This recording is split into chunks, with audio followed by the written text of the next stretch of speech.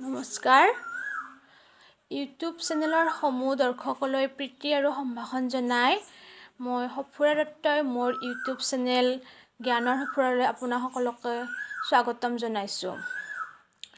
যোৱাকালি মই অসমীয়া বৰ্ণমালাৰ ওপৰত এটি ভিডিঅ' বনাইছিলোঁ আৰু আজি তাৰ পাছত প্ৰথম মানৰ যোনখন অংকুৰণ পাঠ পুথি আছে সেই পুথিখনৰ ওপৰত এটি পদ্য মই আপোনালোকৰ আগত দাঙি ধৰিম আৰু সেইটো ল'ৰা ছোৱালীসকলে ঘনে ঘনে চাই মনত ৰাখিলেই হ'ল।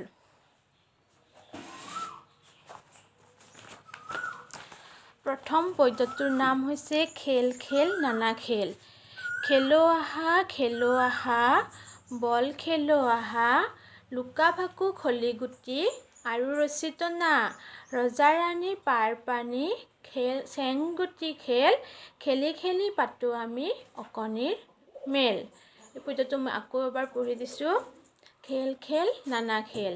খেলো আহা বল খেলো আহা, লুকা ভাকু খলি গুটি আৰু ৰছী টনা, ৰজা ৰাণী পাৰ পানী চেংগুটি খেল, খেলি খেলি পাতো আমি অকণিৰ মেল। এইটো আপোনালোকে ল'ৰা ছোৱালীসকলক 3 বা 4 বাৰমান শুনাই মোক গাব দিব, গাই মনত ৰাখিবলৈ দিব। তাৰ পাছতে আছে লগে ভাগে গাঁও আহা। ইয়াত কেইটামান আখৰৰ চিনাকি কৰি দিছে। অ, ব, খ, আ, ল, ক, ৰ। লগে লগে গাঁও আহাত অকণিসকলে লগে লগে একেলগে দলবদ্ধ হৈ 4জন 5জন দলবদ্ধ হৈ গাব পাৰিব।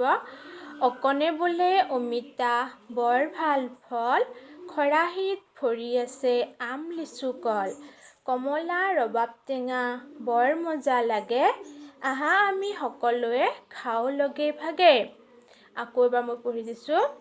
অকণে বোলে অমিতা বৰ ভাল ফল, খৰাহীত ভৰি আছে আম লিচু কল, কমলা ৰবাব টেঙা বৰ মজা লাগে, আহা আমি সকলোৱে খাওঁ লগে ভাগে।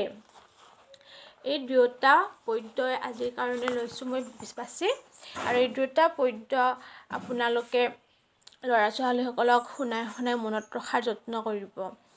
তাৰপিছত অসমীয়া ভাষাৰ আমাৰ বৰ্ণ পৰিচয় হোৱাৰ পাছত আমাৰ স্বৰ চিহ্নসমূহৰ লগত চিনাকি হ'ব লাগে আৰু স্বৰ চিহ্নসমূহ একোটা একোটা বৰ্ণত লগাই কেনেকুৱা ৰূপ হয়, ৰূপটো সলনি হয় সেইটো জানিব লাগে।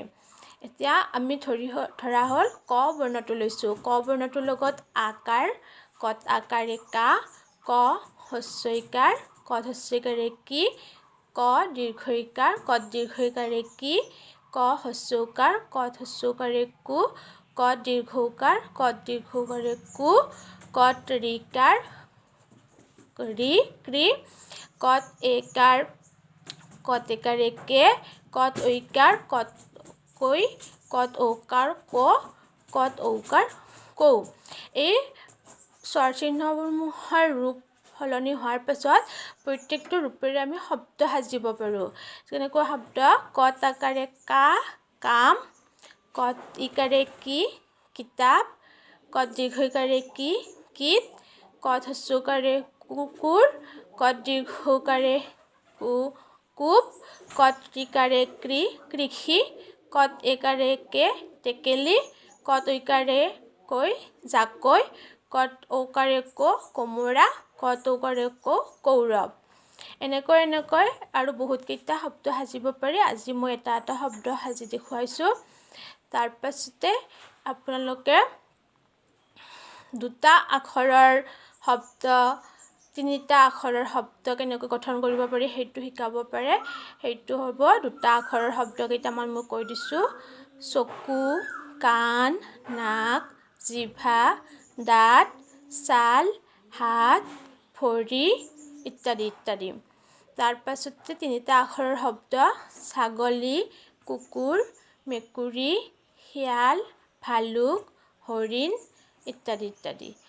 আপোনালোকে এইখিনিয়ে আজিলৈ লৈ লওক আৰু আজি বেছিকৈ নবঢ়াওঁ আৰু সকলোকে মই অনুৰোধ কৰিছোঁ মোৰ এই চেনেলটো ছাবস্ক্ৰাইব কৰিব, শ্বেয়াৰ কৰিব, লাইক কৰিব আৰু বেল আইকনটো বজাই দিব। আজিলৈ ইমানেই।